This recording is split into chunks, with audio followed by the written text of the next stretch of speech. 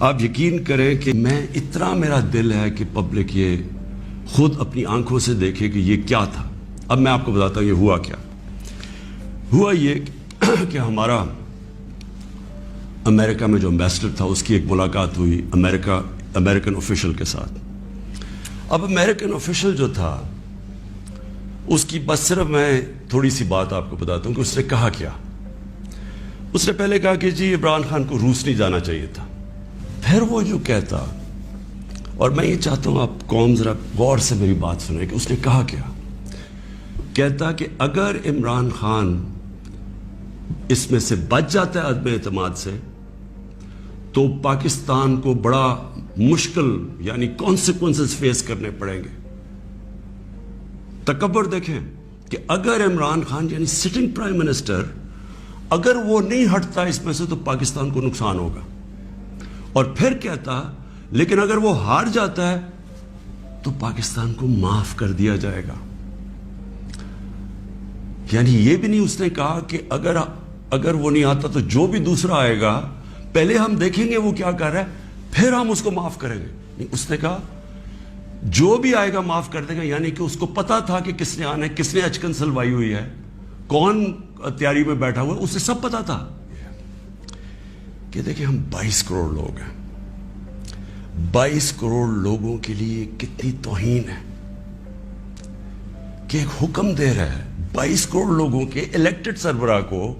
وہ پتہ نہیں وہ کس کو حکم دے رہا ہے، کیونکہ میں تو چیف ایگزیکٹو ہوں، مجھے نہیں دے رہا. وہ کسی کو کہہ رہا ہے کہ اگر یہ آپ کا پرائم منسٹر بچ جاتا ہے تو آپ کو فیس کرنے پڑیں گے کانسیکوینسز. اور پھر کہتا ہے کہ اگر یہ ہٹ گیا تو معاف کر دیں گے ہم آپ کو. میں صرف آپ کو یہ کہنا چاہتا ہوں کہ میرے پاکستانیوں، اگر ہم نے اس طرح ہی زندگی گزارنی ہے تو ہم اپنے آپ سے سوال پوچھیں کہ ہم آزاد ہوئے کیوں تھے. ہم کیوں 23 مارچ کو سیلیبریٹ کرتے ہیں؟ ہم کیوں جناب 14 اگست کو بڑا جشن بناتے ہیں؟ اگر ہم نے اسی طرح رہنا ہے کہ باہر سے حکم آ رہا ہے کہ جی آپ نے اگر اس کو نہ ہٹایا. یہ قوم سے کہنا چاہتا ہوں کہ دیکھیں یہ ضروری ہے ہم سب کے لیے فیصلہ کرنا کہ ہم کیا چاہتے ہیں. ہم ایک آزاد قوم بننا چاہتے ہیں، خوددار قوم بن کے رہنا چاہتے ہیں، یا اس طرح کے غلام چاہتے ہیں؟ اور کس طرح کے غلام؟ کیوں ان کو پتا تھا کہ جناب شیروانی سلائی ہوئی ہے شہباز شریف نے؟ اس نے باقاعدہ میسیجنگ کی. اس نے کہا جناب بیگرز آر ناٹ چوزرز. ان کو میسج کہ جی جو مقروض ملک ہوتا ہے اس کو غلامی کرنی پڑتی ہے. Beggars are not choosers. وہ دوسرا ان کا منسٹر بھیجتا ہے جی ہم تو لائف سپورٹ مشین پہ ہیں تو وہ تو جب امریکہ چاہے بند کر دے، یعنی ہم تو ہیں غلام. پہلے تو ان دونوں سے پوچھو کہ آپ 30 سال سے یہ ساری آپ کی پارٹیز حکومت میں تھی تو کس نے یہ لائف سپورٹ مشین اور یہ مقروض کیا ملک کو؟ یہ کیا 3.5 سال میں ہوا ہے؟ 30 سال سے تو آپ پاور میں بیٹھے ہوئے ہیں.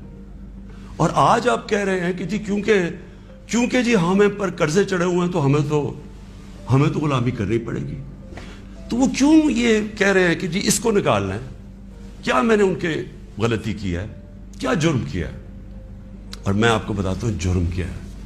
سب سے بڑا جرم یہ ہے کہ انہوں نے ساری پروفائل جب میری دیکھی اور ان کو پتا ہے پہلے سے کہ اس نے ڈرون اٹیکس کی مخالفت کی، اس نے عراق وار کی مخالفت کی، اس نے افغانستان مسلسل کہتا رہا کہ یہ ملٹری سلوشن نہیں ہے افغانستان میں، یا یہاں مذاکرات سے بات ختم ہوگی.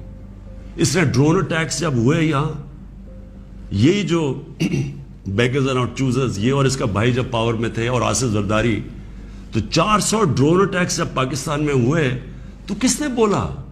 کس نے مظاہرے کیے؟ کس نے دھرنے دیے؟ عمران خان نے دیے. تو ان کو سب پتا تھا.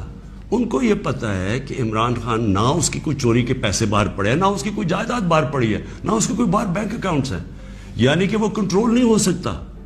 تو لہٰذا یہ اس کا قصور ہے کہ کیونکہ وہ ہمارا پتلا نہیں بن سکتا اس لیے اس کو ہٹانا بڑا ضروری ہے.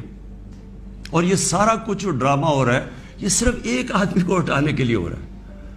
تو 400 ڈرون اٹیکس میں نے بتایا، یہ کبھی ان کے منہ سے سنا تھا کہ یہ ہر ہیومینیٹیرین لاز، ہر ہیومن رائٹس کی وائلیشن ہے؟ کہ آپ آپ ان کی مدد کر رہے ہیں, آپ قربانیاں دے رہے ہیں, اور وہ آپ میں بمباری کر رہے ہیں. اور بمباری کس طرح لوگوں کو مار رہے ہیں؟ ایک آدمی 4000 میل سے فیصلہ کرتا ہے کہ جناب یہ دہشت گرد, اور اوپر سے بٹن دباتا ہے اور وہ نیچے مر جاتے ہیں. تو عمران خان کا بھی یہی پرابلم ہے. میں یہ کہتا ہوں کہ کسی سے ہماری لڑائی نہیں ہے, نہ میں کسی کا اینٹی ہوں, نہ کسی ملک کا اینٹی ہوں. میں صرف یہ کہتا ہوں کہ جو میرے لوگوں کے فائدے کے لیے پہلی چیز وہ ہے, میرے 22 کروڑ لوگوں کے لیے, اس کے بعد میں دنیا کی باقی چیزیں ماننے کے لیے تیار ہوں. لیکن میں اپنے لوگوں کو قربان نہیں کر سکتا کسی اور قوم کے خاطر جو ہم نے وار آن ٹیرر میں کیا ہے.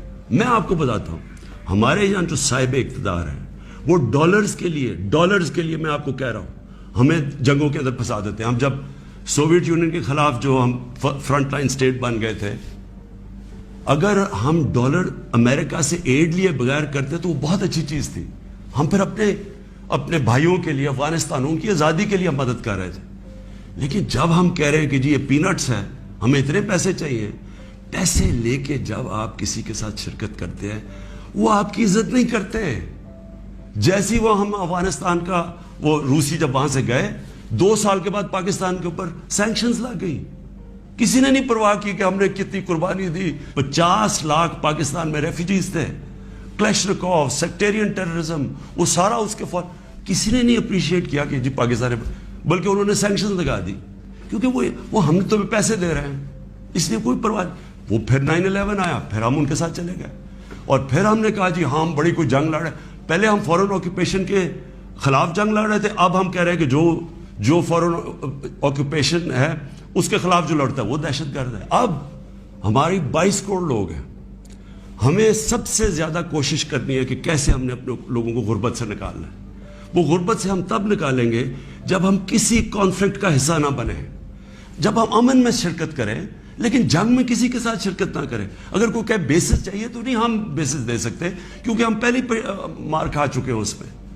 اس لیے وہ مجھے افسوس سے کہنا پڑتا ہے کہ ان کو وہ لوگ پسند ہیں جو کہ ان کی ہر بات مانیں گے, جو کہیں گے کہ بیگرز آر ناٹ چوزرز, جو کہیں گے کہ جی پاکستان لائف سپورٹ مشین پہ تو مدد کرو. ان کو اس طرح کے لوگ چاہیے, یعنی جو پہلے سے گرے ہوئے ہوں گے. وہ کہتے ہیں نا, وہ طفل کیا گرے جو گھٹوں کے بل چلے, جو گھٹوں کے اوپر بیٹھے وہ ان کو پسند ہے. لیکن میں اپنی یوتھ سے آج کہنا چاہتا ہوں کہ دیکھیں, آپ کا مستقبل آپ کے ہاتھ میں ہے, ملک کی ساورنٹی آپ کے ہاتھ میں ہے.